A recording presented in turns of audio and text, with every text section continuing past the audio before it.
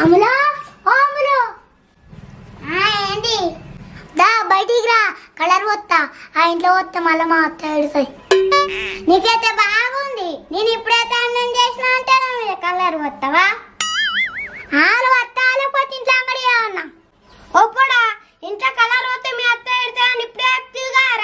చూడు ఒక్కసారి చెప్తే బయటికి రాలేరా నా మాట నింటుందా ఏంటి మూది చెప్తున్నా